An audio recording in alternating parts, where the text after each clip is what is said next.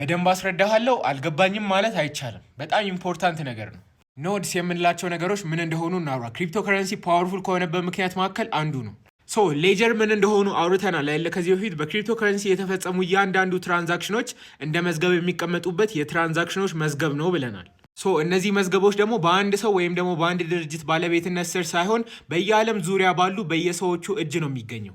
ይሄ ማለት የእነዚህን ትራንዛክሽኖች ዝርዝር አለ ማለት አንድ ኖድ አለህ ማለት ነው። አሁን እዚህ ጋር የምታያቸው ለምሳሌ እያንዳንዳቸው አንዳንድ ኖድ ናቸው። አሁን ለምሳሌ በቢትኮይን ብትወስዱት እያንዳንዱ በቢትኮይን እስካሁን የተፈጸመው ትራንዛክሽን በሙሉ ዝርዝሩን አላቸው ማለት ነው። እነዚህ ኖዶች ደግሞ በዓለም ዙሪያ በሚሊዮን የሚቆጠር ነው ያለው። እያንዳንዳቸው ደግሞ ከእርስ በራሳቸው ጋር የተሳሰሩ ናቸው። ይሄ ማለት አንድ ትራንዛክሽን ሲፈጸም እያንዳንዱ ኖድ ላይ ሄዶ ይመዘገባል ማለት ነው። እዚህ ላይ ደግሞ የሚመዘግቡ ትራንዛክሽኖቹን ቫሊዴት አድርገው የሚያሳልፉት ደግሞ ማይነሮች ናቸው።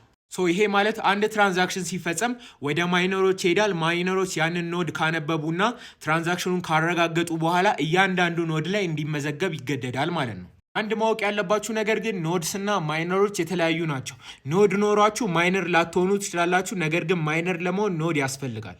ባይዘዌ ሞር እንደዚህ ከክሪፕቶ ከረንሲ ጋር የተያያዙ ነገሮችን መማር እንፈልጉ ከሆነ ታች ሜንሽን ያልኩላችሁን ቪዲዮ እዩት። ይሄ ለምሳሌ እዚህ ጋር የምታዩት አንድ ኖድ ነው። እዚህ ጋር የተጠቀሙት እንግዲህ ኮምፒውተር ራዝቤሪ ፓይ ነው። ራዝቤሪ ፓይ የተጠቀሙበት ምክንያት ያው 24 ሰዓት ራን ስለሚያደርግ ፓወር ኤፊሽንት ስለሆነ ነው።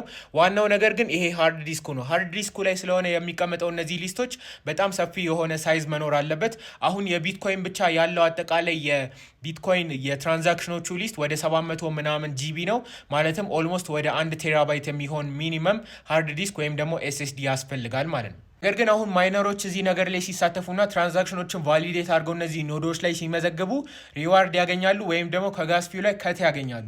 ነገር ግን ኖድ ሆስቶች ወይም ደግሞ እነዚህን ትራንዛክሽኖች ሴቭ አድርገው የሚመዘገቡ እነዚህ ኖዶች ምንም አይነት ፋይናንሻል ሪዋርድ የላቸውም።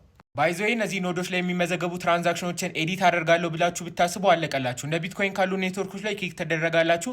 እንደነ ኢቴሪየም ላይ ደግሞ ስቴክ የምታደርጉት አማውንት አለ ወደ 32 ኢቴሪየም፣ እሱን ታጣላችሁ ማለት ነው። ቶፒኩ ከዚህ በላይ በጣም ሰፊና ኢንተረስቲንግ ነው። እኔ ግን ከዚህ በላይ ያላረዝመውም።